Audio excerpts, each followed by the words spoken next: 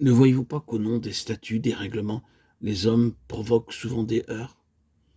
Ils font leurs propres règles en ce qui concerne l'Assemblée. Et l'argent oriente le vote. Et lorsqu'ils ont besoin d'argent, ils vont n'importe où pour le mendier. Comment pouvons-nous nous attendre à ce que Dieu mette un sonceau sur de tels agissements? Nous voyons dans la Bible qu'il y a un plan céleste pour le travail du Seigneur. Nous ne pouvons pas avoir de communion fraternelle en quoi que ce soit avec les inconvertis. Les prédicateurs et les missionnaires disent souvent aux croyants qu'ils ne doivent pas se marier avec des incroyants.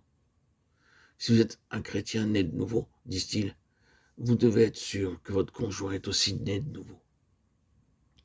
Mais les versets 13 à 15 de 2 Corinthiens 6 nous enseignent que cela va vraiment bien au-delà.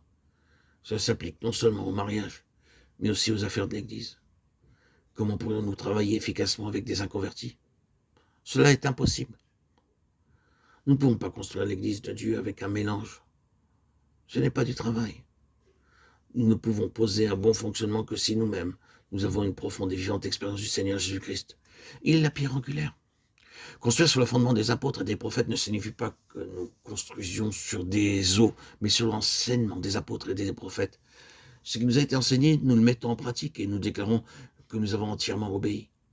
Nous ne pouvons pas être dirigés par nos propres idées ou selon notre expérience, aussi bonne qu'elle puisse être. Notre sûreté est fondée sur l'obéissance de la parole de Dieu. La Bible nous a donné un plan complet pour tous nos besoins. Comme les apôtres furent envoyés par Dieu dans les temps anciens, ils peuvent être de nos jours levés par la prière.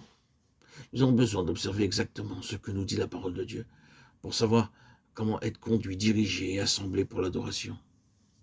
Les instructions que vous lisez dans 1 Timothée 3, 1 à 10 furent celles qui étaient appliquées par les apôtres. Si un homme voulait être évêque ou ancien, il devait être enseigné, éprouvé, testé et approuvé. Et lorsqu'il était prêt et pleinement qualifié, il pouvait être choisi, mais pas sur la seule parole d'un homme.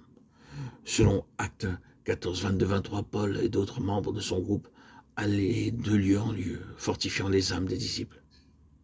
Ils étaient enseignés par un bon conducteur, soit par l'apôtre lui-même ou par des hommes tels que Tite ou Timothée, qui passaient ensuite pour guider et enseigner le troupeau après avoir été pleinement enseignés. Les anciens étaient établis par la prière et désignés par le Saint-Esprit.